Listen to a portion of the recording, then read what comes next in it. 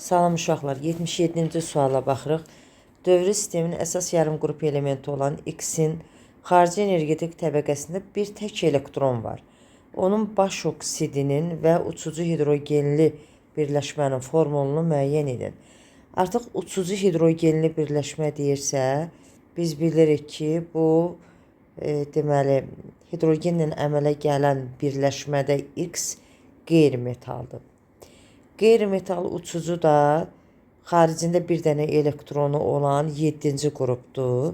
Qeyri-metal, yəni uçucu birləşmə əmələ gətirən hidrogenlə bu yəni H xlordur. Baş oksidi də xlor 2O7-dir. Ona görə də cavab olur D variantı. Qeyri-molekulyar quruluşlu maddəni müəyyən edin. Maddələr ümumiyyətlə 2 yerə bölünür. Maddələr. Bir molekulyar quruluşlu, molekulyar. Bir də qeyri-molekulyar. Molekulyar quruluşlu maddələri necə tanıyaq? Bütün qeyri-metallardan əmələ gələnlər qeyri-metaldan əmələ gəlibsə, bu olur molekulyar quruluşlu. İstisna hallar hansılardır? Məsələn, silisiumdur, silisium O2-dir, silisium karbiddir, sonra bordur, karbondur, qırmızı fosfor, bir də qara fosfor. Bax, bu maddələr qeyri-metallardan əmələ gəlibdir. Ancaq bunlar molekulyar deyil. Yerdə qalan, bunlardan başqa yerdə qalan bütün qeyri-metallardan əmələ gələnlər molekulyardır. Bax, bu ağ fosfor molekulyardır. Karbon qazı, bu molekulyardır. Qeyri-metallardan əmələ gəlib. P2O5 molekulyardır.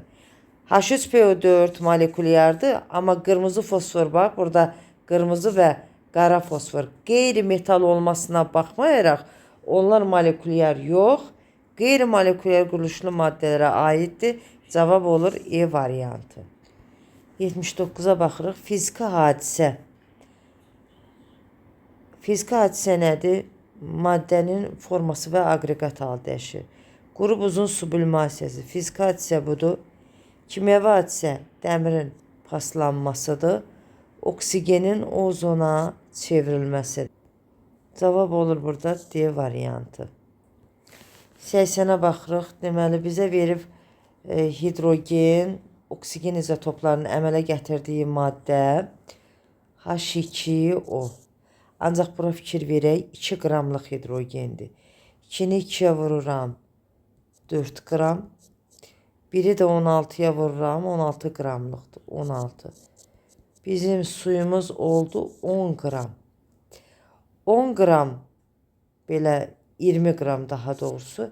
20 qram suda neytronların sayını tapaq. 2-dən biri çıxım, 1, biri də bu 2-yə vurum, 2. Neytronu tapıram. 2. Oksigenə baxaq. 16-dan 8-i çıxıram, 8. Birə də vuranda 8. Deməli, 10 ena qədər də neytron var. 20 qram suda 10 ena qədər neytron var. Bizdən soruşur ki, 10 qramında olan neytron ümumi sayını tap. Yəni, su 10 qram olsa nə qədər neytron olar? X. X bərabərdir. Məxrəcdə 20, surətdə də 100 Na, o da bərabərdir 5 Na. Cavab olur A variantı. 81-ə baxırıq. Deməli, bizə verib neft. Neft qarışıqdır. Su H2O-dur. Bromdakı brom 2-dir. Eyni növ molekul. Hamısı eyni növdür. Bax, tutaq ki, qabın içərisində su molekulları varsa, bu eyni növdür. Brom molekulları varsa, eyni növ molekullardan ibarətdir. Yəni, A gedir 2-yə. Müxtəlif növ atomlardan. Baxın, Neftin tərkibində karbon var, hidrogen var, müxtəlif növ atomlar var da, yəni. Suyun da tərkibində müxtəlif növ atom var. B gəlir 1-ə. Saf maddədir. Tərkibi yazıla bilən saf maddədir. Ona görə C gəlir 2-yə. Adi şəraitdə maye halındadır. Hamısı maye halındadır. Yəni neft də, brom da, su da. D də gəlir 3-ə. Cavab olur 1-ə B, 2-yə A, C, 3-ə də D. Cavab olur C variantı.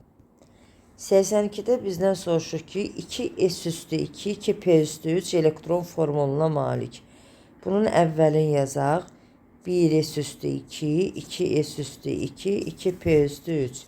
Cəmi neçə elektron eləyir? 7. Deməli, 7 elektronu olan azotdur. Bunu bildik, azotdur. X elementinin əmələ gətirdiyi X2 tipli, yəni N2 tipli molekul üçün doğru ifadələri müəyyən edin. Sigma rabitəsi var. Baxaq görək 3 qat rabitə. Bəli, bir dənə sigma rabitəsi var. 1 sigma. Biz bilirik ki, 3 qat rabitə olsun, 2 qat rabitə olsun. 2 atomun arasında yalnız bir dənə sigma ola bilər. Çünki sigma mərkəzləri birləşdirən rabitədir. Pi rabitəsi var. Bəli, 2 dənə pi rabitəsi var. 1 pi, bir də 2 pi rabitəsi var. Bu da doğrudur. Bu da doğrudur, bu da. Polyar kovalent rabitəsi var. Xeyr, bu qeyri-polyardır. Axı eyni atom arasında yaranır. Polyar odur ki, müxtəlif atomlar arasında yaransın. Məsələn, H-qollar arasında. Deməli, bu yanlışdır. Molekulunda X-in valentliyi 2-dir. Yox, 3 dənə xətt ayrılıb deyə valentliyi 3-dür. Bu da yanlışdır. Xətti quruluşludur, bəli. Bucaq quruluşuna aid deyil. 2 atomlular O2-dir, N2-dir, H2-dir, xlor 2-dir. 2 atomlular xətti quruluşa malikdir. Bu da doğrudur. 1, 2, 5 cavab olur B bəndi. 83-ə baxırıq. Deməli, asetat turşusunun maqnezium duzunu veribdir. Deyir ki, bu maddədə neçə qramında bu maddənin 12 qram maqnezium olar. Bunun emerini hesablasaq,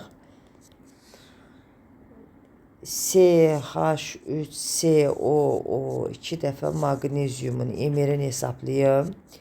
Bu bütövlükdə 59 qramdır. 59-u 2-yə vururam. Üstünə də 24-ü gələrəm edir 142 qram. Deməli, bu maddə 142 edəndə onda maqnezium 24 qramdır. Buradan görürük də 24 qramdır. Burada da hesaplamışıq. Bəs 12 qram maqnezium olsa həmin duz neçə qram olur? X. X də bərabərdir 71-ə. 84-ə baxırıq. Deyir bizə qeyri-metal atomlar arasında baş verən reaksiya tənliklərini müəyyən edin. Qeyri-metaldan qeyri-metal olsun. Ona görə də biz biri çıxırıq. Burada sink var. Buradan da dəmir çıxırıq. Burada da metal var. Ona görə 2 ilə 4-dür cavab.